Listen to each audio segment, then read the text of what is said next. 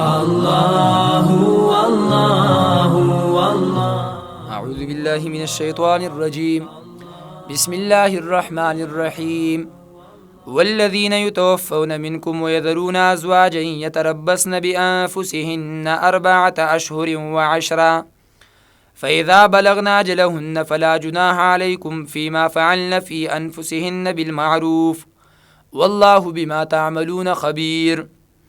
آیت نمبر 233 د سورة البقره ما تلاوت کړی دی. دې کې 12م حکم مخکې بیان شو، نو 14م حکم الله رب العزت بیانوي، او 14م حکم عدت د زنانه پس د وفات د خاوند نه.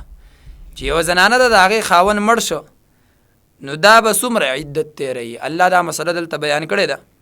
الله وی والذین یتوفون منکم، نو والذین دا به داسې شي وازواج الذین، او بیبیانې دا کسانو یتوفون منکم چې مړه کړی شي ستاسو نه، ویذرون ازواج، او پرېږدي دوی بیبیانې یتربصن بانفسهن، انتظار دیو کی په ځانونو خپلو باندې 4 اشهر و 10 4 میاشتې او 10 ورځې. د یوې زنانه خاوند مړ شو نو دا زنانه به 4 میاشتې او 10 ورځې عدت تیروي، دا به د کوره نه راوځي په دې کې سیوا د ضرورت نه. فاذا بلغنا اجلهن فلا جناح علیکم، پس کله چې ختم کړي دوی عدت خپل پس نشته ګناه په تاسو باندې، فیما فعلنا فی انفسهن بالمعروف، په هغه کار کې چې کوي دوی په باره د ځانونو خپلو کې چې هغه نکاح کول دي، ځکه یې وی بالمعروف په جایزه طریقه، او دې نه مراد نکاح کول دي. یعنی بیا په تاسو څه ګناه نشته چې 4 میاشتې او 10 ورځې پس دا زنانه د چا سره نکاح کوي. دا هم په دور جاهلیت کې به په کونډو باندې ډېر ظلمونه کېدل، او نکاح ته به یې نه پرېښودله بلکې کونډه به یې اکثر خرڅوله. نو قرآن کریم وی چې نه پرېږدئ چې 4 میاشتې او 10 ورځې عدت یې تېر کړه، نو چې دا د چا سره نکاح کول غواړي په خپله خوښه دي د هغه سړي سره نکاح وکړي. او دا عدت د غیر حاملې دی، او د حاملې ښځې عدت په صورت طلاق 4م آیت کې ذکر دی.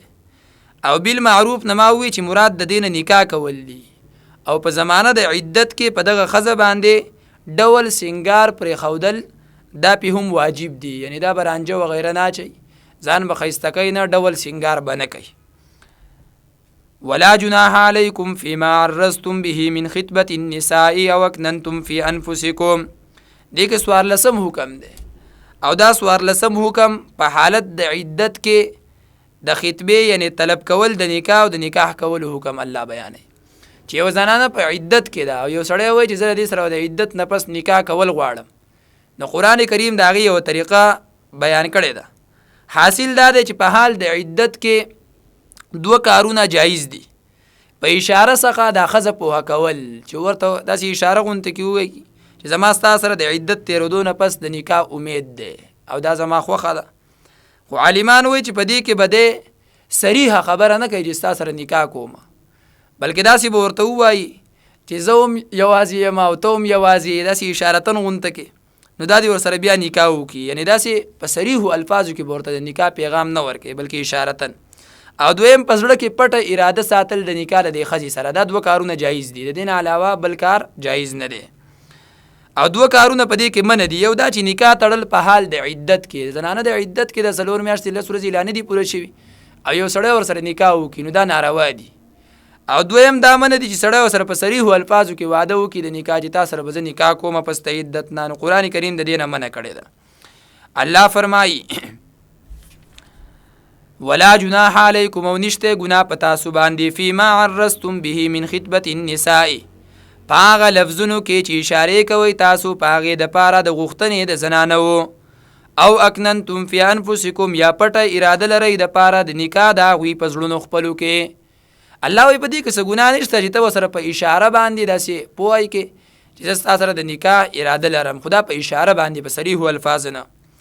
او دویم په دې کې هم ګناه نشته چې په زړه کې دا خبره پټه وساتې چې د دې عدت تېر شه، نه که خیر زه به ورسره نکاح وکړمه. بیا الله وایي علم الله انکم ستذکرونهن، پوهه دی الله تعالی چې یقینا تاسو یادوئ به دوی دپاره د نکاح، ولكن لا تواعدوهن سرا الا ان تقولوا قولا معروفا، او لیکن وعده مکوئ د دوی سره په پټه باندې مگر کوای تاسو وینا جایزه چې هغه اشارې کول دي. ولا تعزموا عقدة النکاح او مکله کوي غټه نکاح یعنی نکاح متړی حتی تر دې پورې یبلغ الکتاب اجلا چې ورسی عدت خپل نیټه تا. الله رب العزت فرمایي یو خو په صریح الفاظو کې هغوی ته د نکاح پیغام ملېږي او دویم دا چې په عدت کې دنه نکاح مکوي ولې چې په عدت کې نکاح نه کیږي. واعلم و پوه شئ ان الله چې بېشکه الله یعلم پوهیږي ما فی انفسکم په هغه څه چې ستاسو په زړونو کې دي فاحذروه پس ځان وساتئ د نافرمانۍ د الله تعالی نه. واعلم و پوه شئ ان الله غفور حلیم چې بېشکه الله بخنه کوونکی دی صبر کوونکی دی. واخر دعوانا ان الحمد لله رب العالمين.